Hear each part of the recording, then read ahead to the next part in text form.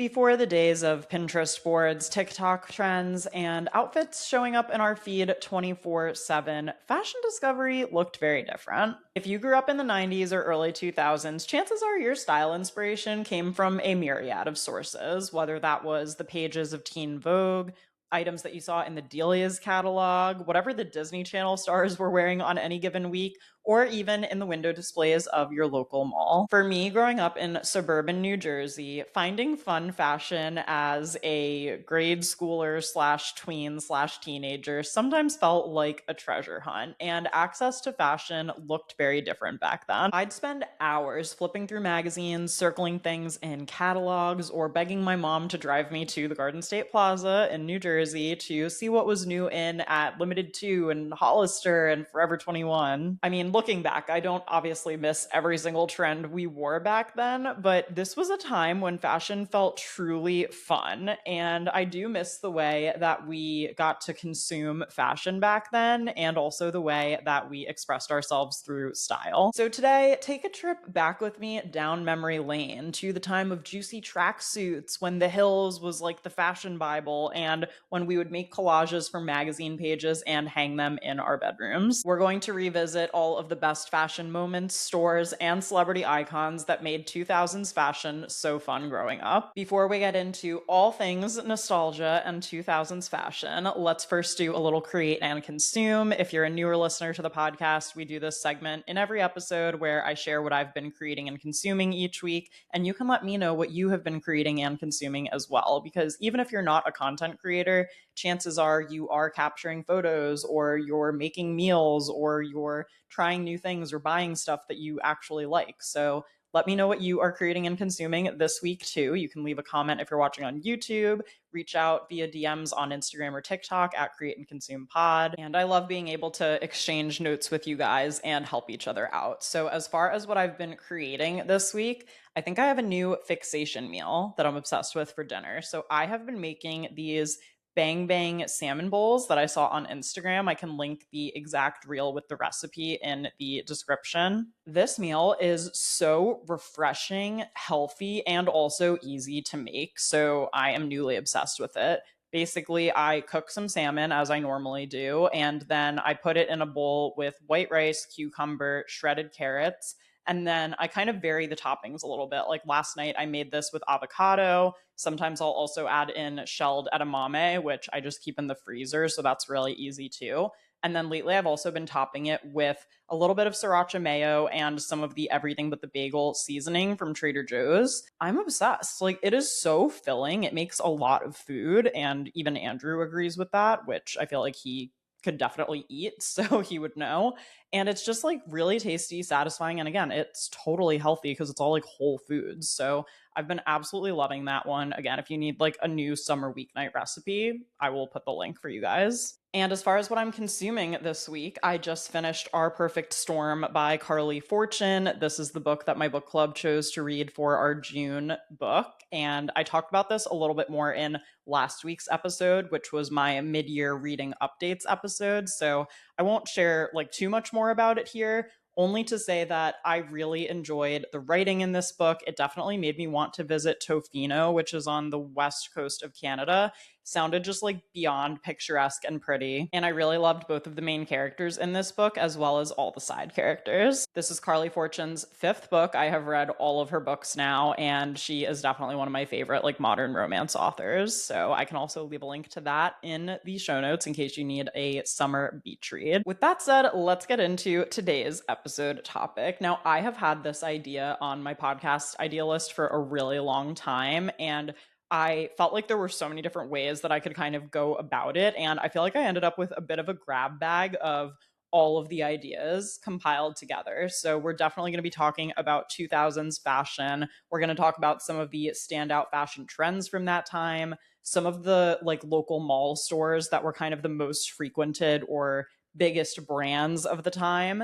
And I also want to talk about fashion media and how we used to like find out about new fashion and have access to fashion, especially, you know, for someone like me who kind of grew up in the suburbs with my mall being the closest fashion outlet that I had access to. And also a little bit of the pop culture, like the, stars who kind of made 2000s fashion what it was, and some of the like movies and TV shows that really shaped what fashion looked like. So let's start with fashion magazines. And I wanted to start with this because I feel like I have the most knowledge and expertise about this. If you don't know, I am a former magazine editor. I used to work at both Nylon and Interview. And before I was ever an editor, I was an avid magazine reader.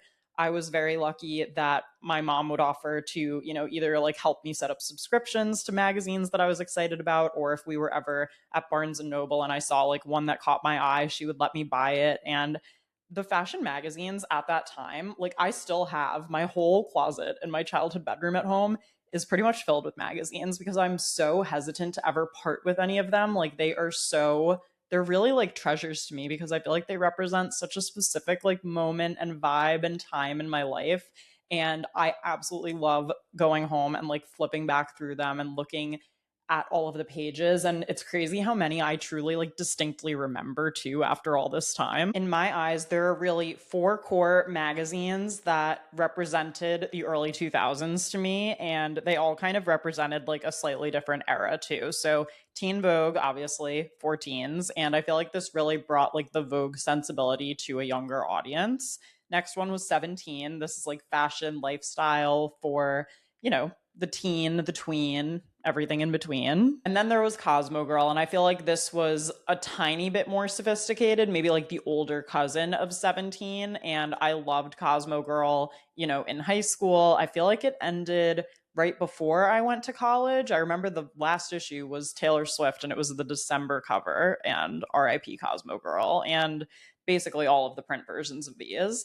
And then the other one was Nylon, which is obviously a fun full circle moment for me since I got to work there after college. And Nylon felt really different from other magazines because it was still mostly for women, but it didn't feel like a women's magazine per se. It felt very grungy, edgy, skater girl friendly. Like there was always just true grit and soul from Nylon. And I think that's one of the things that I loved so much about it and why it quickly became my favorite magazine. So obviously, fashion magazines are a lot more editorial and stylized versions of the outfits that we wore back then. But we also had catalog culture, which was obviously the more commercial version of everything. And I I'm thinking a lot about how I actually do miss catalogs lately. And I don't know if it's just because we have so much shopping content now. And obviously, I'm grateful for influencers who recommend products that they truly love and who help me like sort through deals or find things quickly when I need them. But there is something about just one specific retailer sending out the catalog each month and for you to get to see what's new in and circle what you want or like dog ear the pages to show your parents if like you had a birthday coming up or if you wanted to like put some of your allowance towards something. It was just such a special feeling. So obviously like in the very early 2000s, I remember most of all being excited when the American Girl catalog would come because I had an American Girl doll. I had Kit, but I feel like I always was looking for, like what else can I add to Kit's world as a doll who lived in the closet in the basement. And so it would be like, oh my gosh, I want to save up to buy like this accessory or this thing. And that was a lot of my first introduction to like saving money towards something that I wanted. So we would get like little accessories for her, or maybe I would actually like try to save up more money to get something slightly more expensive from the catalog. But really, I think I was mostly interested in like the outfits, like the little accessories and fun things like that. So even the fact that we have that for our dolls is like fun to think about. And then there was like the Delia's slash Alloy catalogs. Does anyone remember Alloy? Because Delia's, I'm pretty sure, had standalone stores, but Alloy, I think, was just strictly like online only or like through the catalog only at the time, which I kind of felt like was rare, but that felt like very cool, just like basic things, obviously, still for kids and like tweens and teens, but a little bit cuter, a little bit cooler with like fun patterns and stuff and lots of like, either lace or like fringe, just like fabrics that felt like they had a lot of playfulness to them inherently. And then in like the later 2000s, I feel like that's when I really started to pay more attention to the Free People catalogs, Urban Outfitters, they're owned like by the same company. The Free People catalogs specifically, like I still have a bunch that I have saved just because that felt like a true hybrid to me of obviously this is a catalog and you can order stuff from it, but it felt the most editorial out of all of them. And I feel like when you would get a catalog in the mail in the 2000s, there's a whole host of like rituals and routines that we did when we got those things in the mail. And I feel like those are almost like a lost art now. Again, we used to like dog ear the pages or like circle things we wanted for inspiration. But I feel like we also used to tear out pages and, or maybe this was just me. Let me know if you guys did this too. I would tear out pages and almost make like a monthly like mood board or collage or something. And I would do this more so with catalogs, less so with magazines. There were some instances though when I was younger where maybe like we had a subscription to a magazine and I would like forget at some point and like pick up the print issue from like a Barnes and Noble or something and then get the subscriber issue. So, especially if I ever had duplicates, then I wouldn't feel as bad like sacrificing one of them to cut up the pages and like make these little collages. Like we used to buy poster boards and I would just like mix things together and stick things up. And I even had, I don't know if you would even call it like a junk journal type thing, but because it wasn't from random mementos of stuff. It would literally be like I would just cut stuff out of catalogs or pages and put it together in a way that I thought was cool in a scrapbook. And that would entertain me for like literally hours. So again, I don't know if maybe that was just me or maybe that's an only child thing because if you had siblings, maybe you weren't just like quietly collaging in your room. I don't know. But I feel like those bedroom inspiration boards or like the things you would rip out and like put up on your wall, this was all before the age of Pinterest, but it kind of felt like a real world version of that. And, you know, we would have to like wait a whole month for, you know, they were putting out one print issue a month for most of those magazines. And for the catalogs, they would either send them like monthly or maybe even seasonally. Like, okay, here's the back to school catalog, or here's the summer catalog, or the holiday, whatever it is. And because we were only like finding out about trends on a certain timeline, the trend cycles I feel like also used to be a lot longer for that reason. And magazines too were how I would learn about designers. Like I remember reading Teen Vogue and like also going in and trying to read all the credits, you know, just in the bottom right hand corner to see who the designer was, like who made the dress, who made the shoes, and then even in the very back of the credits, like who was the photographer for this, who was the stylist, like really taking note of everyone who played a role in putting something together. Whereas now I feel like stuff kind of just pops up, you know, on some of these like magazine Instagrams and things like that. And I always liked seeing what went into everything. Like, where's this piece from? Who conceptualized this? And basically like what was involved in making this come to life. And I feel like the appreciation for the process was very strong when you could actually hold the physical magazine in your hand and see how everything came out. Okay, let's now talk about the malls. Malls were like the mecca for us in the 2000s. Not only were they the place that I feel like I would spend time with my friends on the weekend, you know, you'd get dropped off to like watch a movie or something or meet someone at the food court, but it was also still very prominent within just our culture in general. Again, we were getting catalogs in the mail that would then prompt us to go to the mall in person to shop.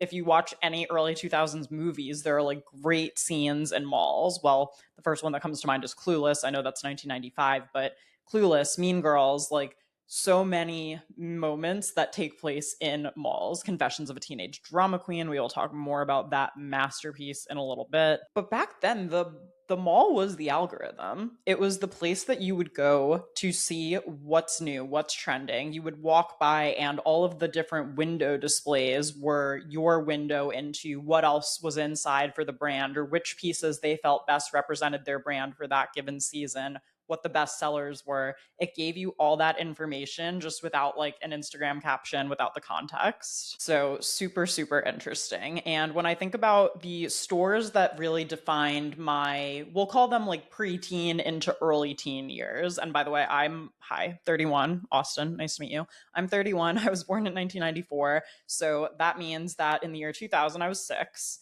And by the time the 2000s turned into the 2010s, I would have been, I guess, 15-ish, somewhere in there. So sorry, the September birthday is confusing me, obviously, a little bit, but I'm doing just an estimated amount of math here. So from the time I was like 6 and maybe started to finally like have some interest in what I was wearing or an interest in picking out like what I would wear also, all the way up to like my freshman year of high school. That's kind of like the specific era that I'm thinking of here. So some of the stores that I feel like were peak fashion to me at the time, the first that comes to mind is, of course, Limited Too. And I actually got to fulfill my dream of going to a Limited Too event a couple of years ago. They did a little bit of a relaunch, mostly for kids, but they had like a couple of pieces, I think, in a capsule at first that adults could wear.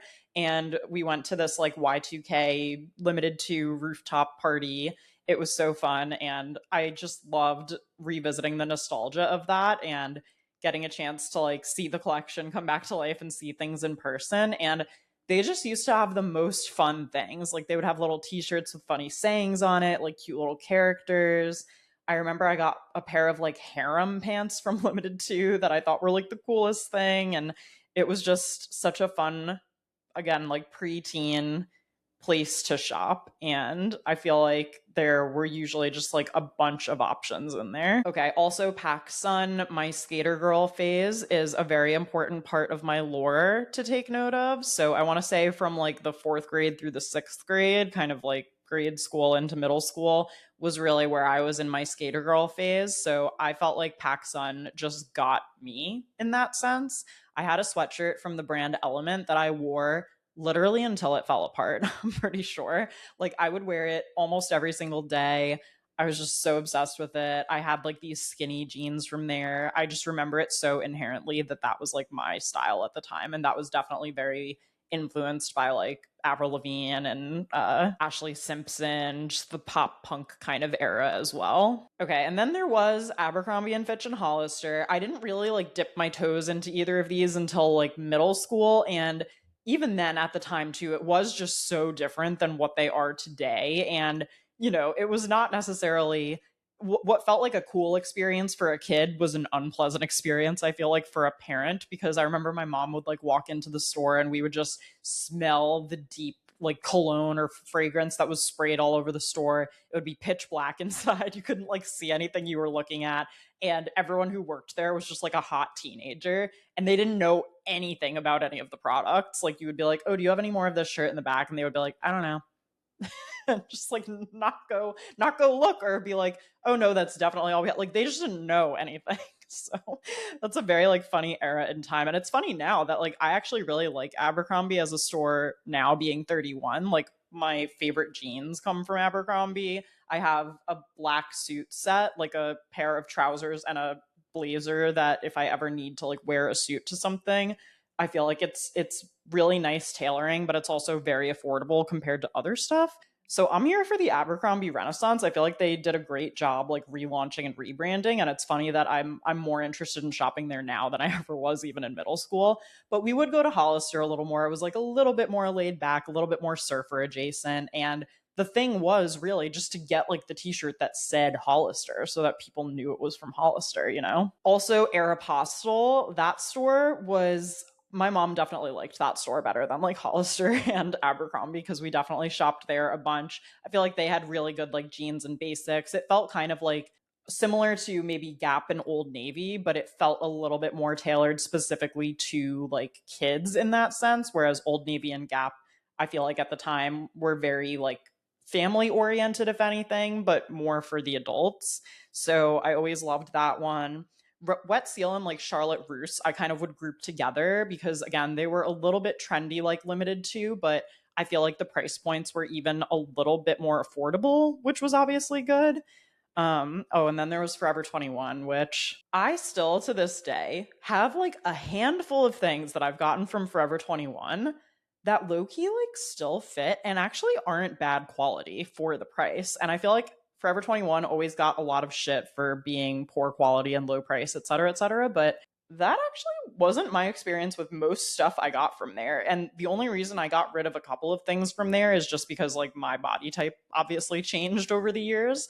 but there was a lot of really good finds from there. So I honestly wouldn't even rule it out if you're like in need of a last minute thing or maybe like a good old fashioned going out top. I don't know. Forever 21 still occasionally hits. Obviously there was Nordstrom. Like that was the main department store that I remember shopping at growing up, and I feel like they would carry a lot more of the brands that I feel like had big moments in the 2000s. Like I'm thinking about Juicy and the Juicy tracksuits specifically. Never actually had a Juicy tracksuit. I did have kind of like, I guess, a knockoff one from Limited Too, but I really liked it. It was like a light tan and it had the little zip up, with the hoodie and the matching pants. That was actually a comfy and cute era for us. And then also at Nordstrom, they carried like the Ugg boots. So I did have one pair of Uggs in middle school. They were dark chocolate brown and they were the tall ones. And I would wear them and they came up to like, your calf.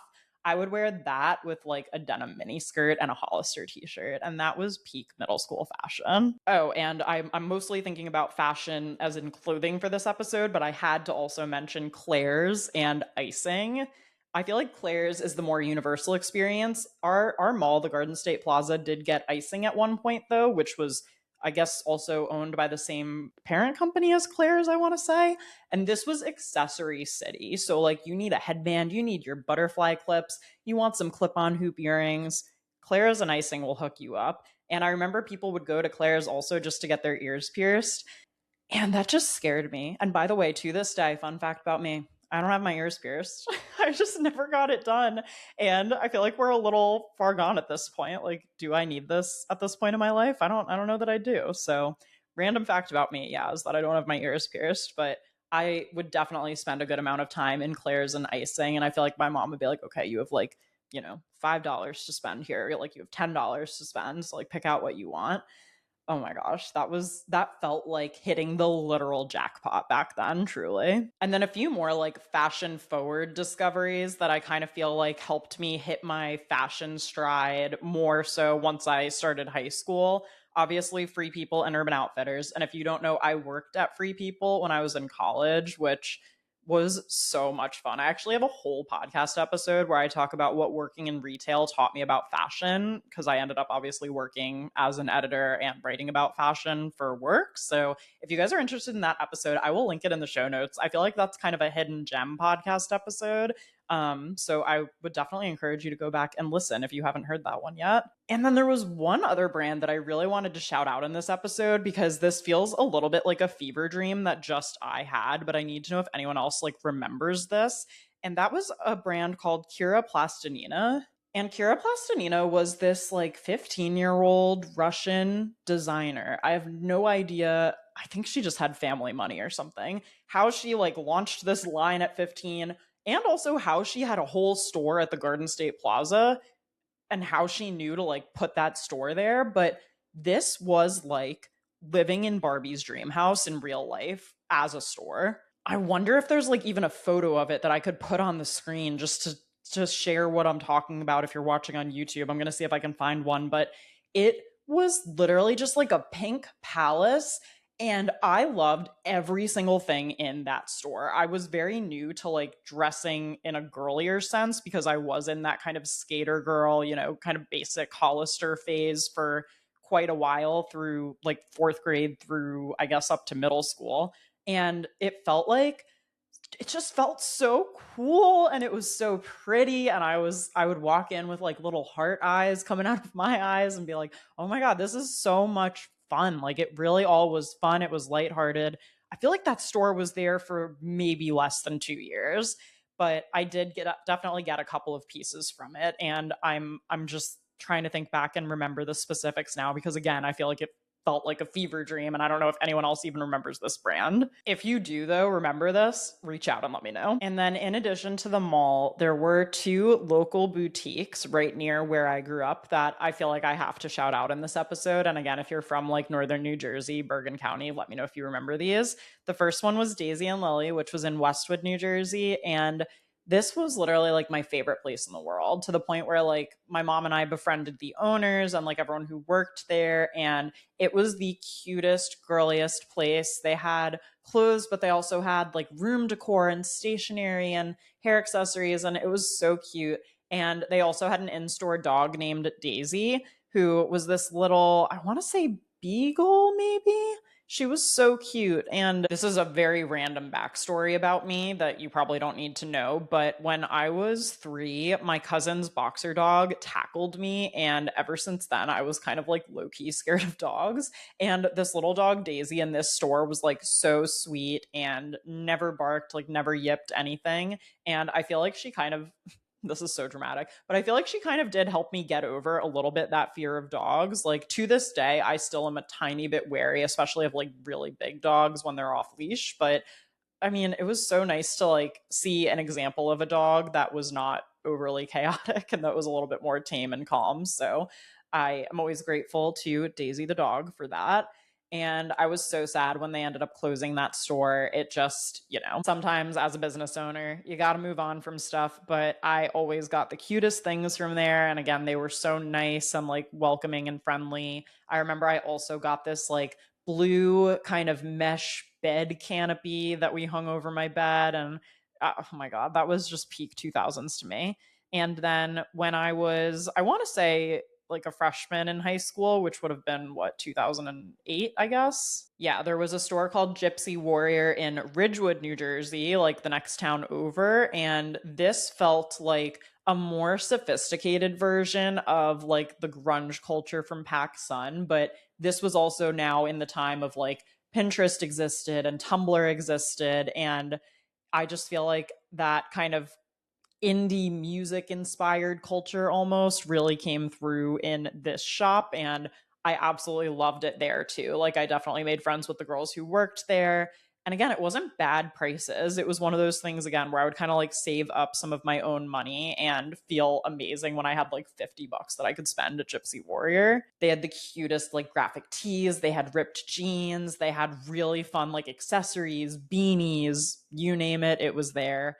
That was so fun. I was really, really sad when that store closed. And those two stores to me felt like such a necessary addition to the neighborhood because it felt like they really filled a gap in the market, honestly. And it felt like a place where I actually could be seen and where I felt like my style was represented growing up. So I'm really grateful to both of those stores. Okay, let's now talk about some of the celebrities who defined 2000 style for me. Like these girls were my icons. I wanted to know what they were wearing at all times. I would try to replicate their outfits. First up is Miley Cyrus, like slash Hannah Montana.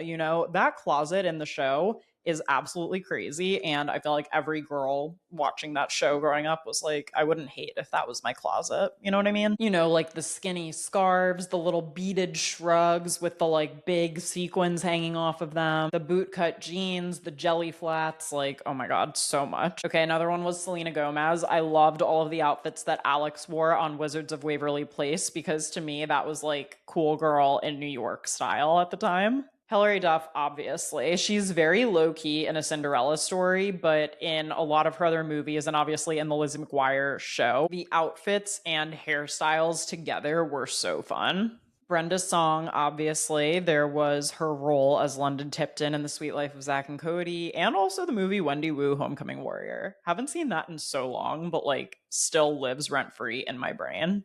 Oh, and also Get a Clue. That Disney Channel original movie, oh my God, the outfits are elite. And that's Lindsay Lohan and Brenda Song. I love that they do their little like video call before school and it's like, what are you wearing today? And they like go through their different outfit combinations. It's very like Sharon, Dion, and Clueless. Obviously, Lindsay Lohan is on here, and specifically all the outfits from Confessions of a Teenage Drama Queen.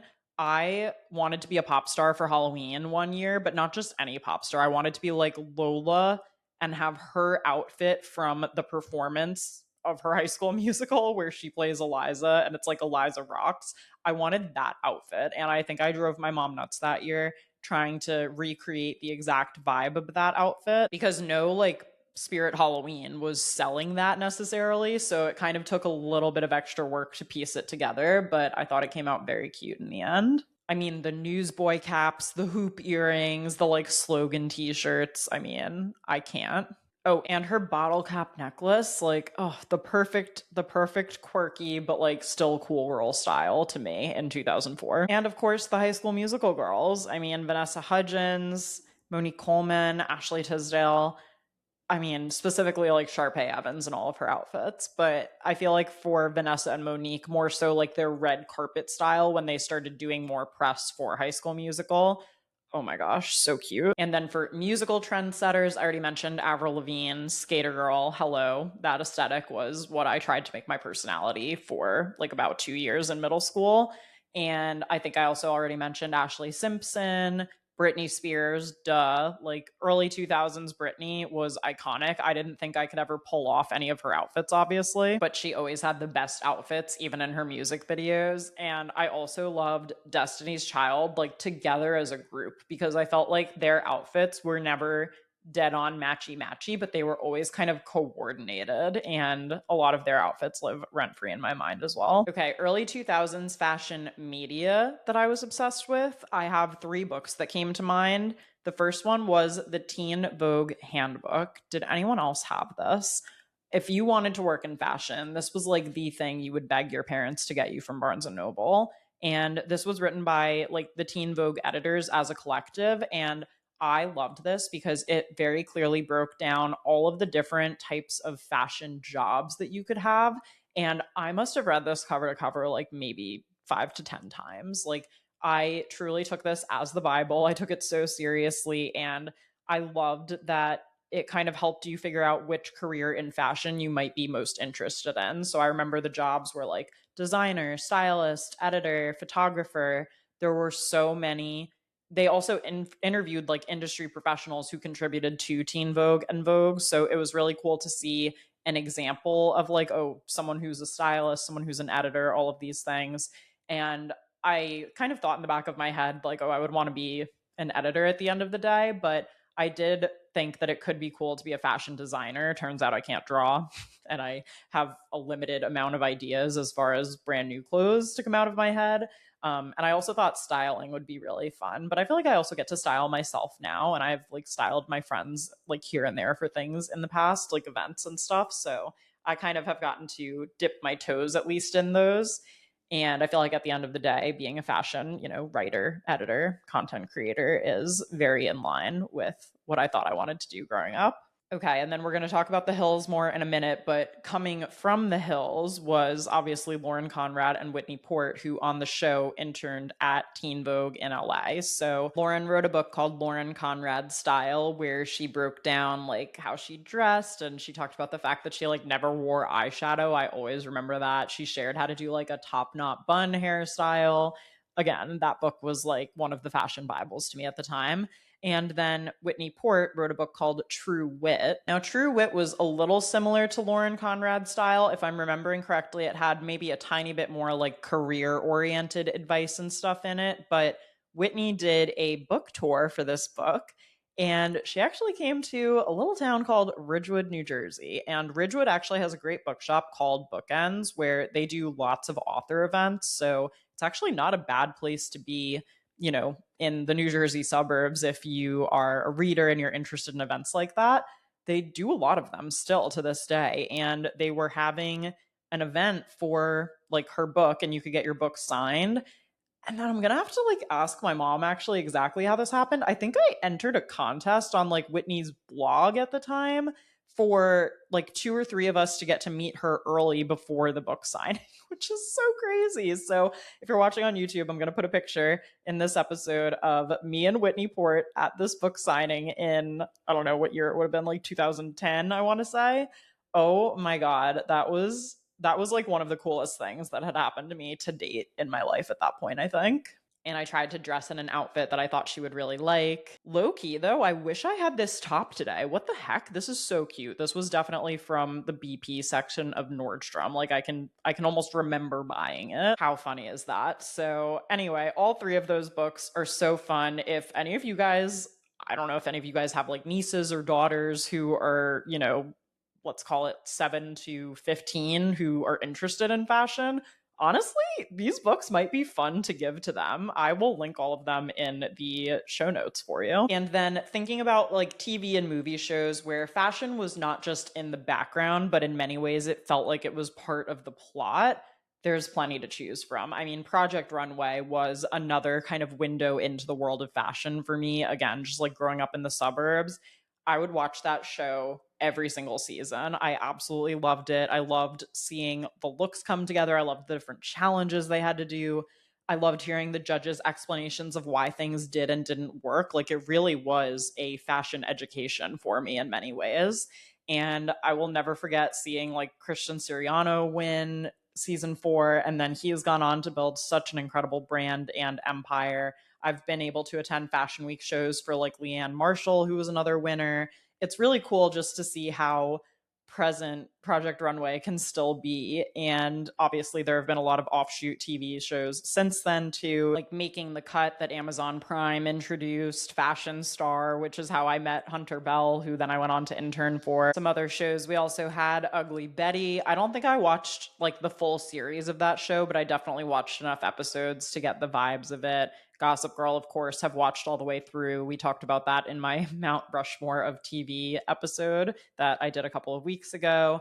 America's Next Top Model. Still never watched the documentary of that. Should I go back and watch that at some point? If you watched it and liked it, let me know. Obviously, The Hills, like their outfits that they would wear out and about in LA, I was completely fascinated by, just being from the East Coast and not really having, again, a window into West Coast style and sensibility, except for shows like that. And then obviously when they interned at Teen Vogue, and I just thought that was the coolest thing. A couple of honorable mentions that are not from the 2000s. One is from 2012, one's from 2013. There was a show called Jane by Design where this girl, I'm pretty sure it was like a younger situation where she pretended to be older to get a job working with a fashion designer. And like her best friend would help her like sneak in and out of work stuff or like get back to school to like do things. And then also the Carrie Diaries, which is the Carrie Bradshaw prequel. Oh my God, I loved that one so much. I think that only lasted one season, so I was definitely sad when they canceled it. But those are kind of the honorable mentions that continued the vibes of some of these shows from the 2000s. And then as far as movies, obviously Devil Wears Prada. You know, at the time I'm recording this, I still have not seen the sequel, and that is a huge oversight on my part. I really would like to watch it soon because I also feel like it ties into another episode that I have in mind that I want to do like later this summer. So I think it should be coming out on streaming relatively soon because I actually looked to see if I could pop over to like the Jersey City Newport AMC and see it, and it wasn't listed. So I think that the trickle down in the theaters is happening, and I should be able to stream it shortly, if not by the time this episode comes out. And then also I wanted to mention the Sisterhood of the Traveling Pants while I was thinking about America Ferrera and Ugly Betty. The Sisterhood of the Traveling Pants popped back into my mind because, oh my God, first of all, what a crazy stacked cast. Also, what a crazy concept that 4 girls with 4 different body types somehow were able to share that pair of jeans. Not sure if that would work in a real life situation at all. But again, that movie was all about the jeans and then the relationship of the girls. But the fact that fashion was such a central part of the plot line to me keeps that in my mind as a fashion film. Also, I'm sorry, but I really, really liked the second Sisterhood of the Traveling Pants better than the first one. I don't know if that's a hot take or not, so don't come for me. That's just one gal's opinion. Okay, and then I really wanted to go through some of the fashion trends of the early 2000s that I thought were like peak fashion. So long camis under everything and like layered when possible. You know, one cami stacked on top of another, ideally in different colors. Skinny scarves, I've mentioned a bunch already. And I actually feel like, you know, the dresses with the neck scarves, I feel like that is making a subtle comeback. Ballet flats, I feel like those have made a comeback. Bubble hemmed dresses and also like little tube tops that would have the bubble hem. So cute. Tunics with leggings. This kind of ventures into leggings are not pants territory, but you know, the point of a tunic top though is that it covers your butt. So kind of good there, right? That's like very similar to a dress and tights. Obviously juicy tracksuits like I mentioned, or you know, your slightly knockoff tracksuit from Limited Too. Ugg boots with mini skirts, of course. Infinity scarves, that I felt like came a little bit later in the 2000s, but definitely was like a Tumblr era thing. And I remember having my infinity scarf and thinking it was the most genius thing ever. And of course, headbands from the Gossip Girl era. Let me know if you think any of these trends should make a comeback in 2026. And this episode also got me thinking about like the earliest evidence of us digitally documenting our style. My friends and I would do like full-on makeovers of each other with like our drugstore eyeshadow and like the curling irons before we actually knew how to use them in our rooms. And then we'd take like, I don't know, 100 different photos of our outfits, like some that were like cute and then some that were silly just to show that we like had a personality. And then we'd go right back to cute again. And we would just like post them on Facebook. Does anyone else remember doing that? Or was that just me and my friends? I think that we all kind of did that. Okay, then obviously, of course, there were blogs and Tumblr. I feel like most of us had Tumblr at the time before some of us ventured out to like actually create our own blogs. I think I've shared this on the podcast before, but my Tumblr was called Urban Sunshine and BlairWaldorf.tumblr.com. Like longest domain name ever. And then there was also a website called lookbook.new where you would just like upload your outfit photo and people from all over the world would comment on it. It was very much like Instagram before Instagram became a thing. And I loved that website. I would literally upload an outfit every single day and like wait to see what people commented on it. And then maybe some of you also remember Polyvore, where you could make like outfit collages and inspiration. That was so cool and ahead of its time. It predated Canva, it predated Pinterest.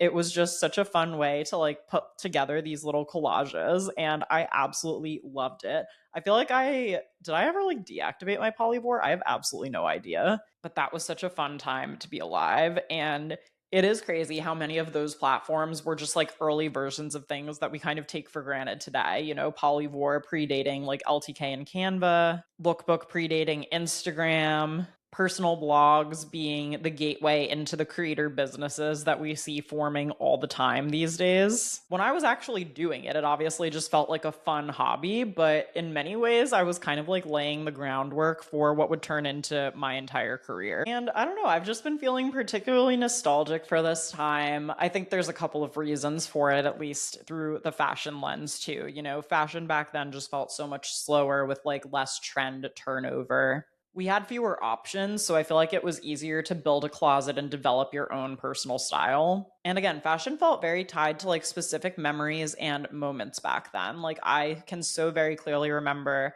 so many pieces that I bought at the mall with my mom, like even from American Apparel. Oh my God, I didn't even mention American Apparel in this episode until right now. It just unlocked in my brain as I was talking. That was a very niche time to be alive. Oh my God, I remember their Soho store so clearly. And I don't know, it was just, I feel so lucky that I got to grow up like at the very beginning stages of, you know, the modern day internet and like in the 90s and experience all of these things growing up. And if you also feel nostalgic for this time, I did want to shout out a couple of creators on Instagram and obviously other platforms too, who create a lot of specific nostalgia content. And I just love all of their stuff. So Erin Miller, Katie Steinberg, and Nicole Dent.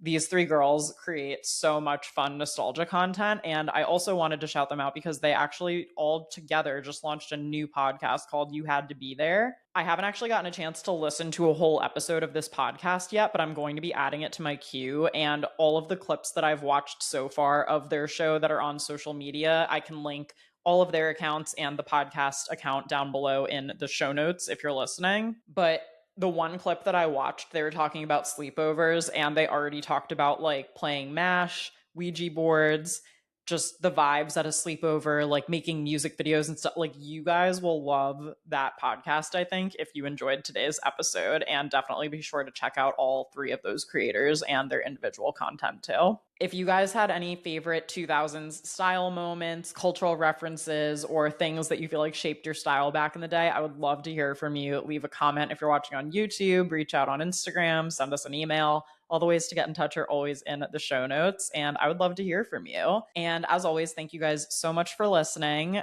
Please go ahead and rate and review the podcast if you have a few minutes right now. I would appreciate it so much. And I'll talk to you all again next week.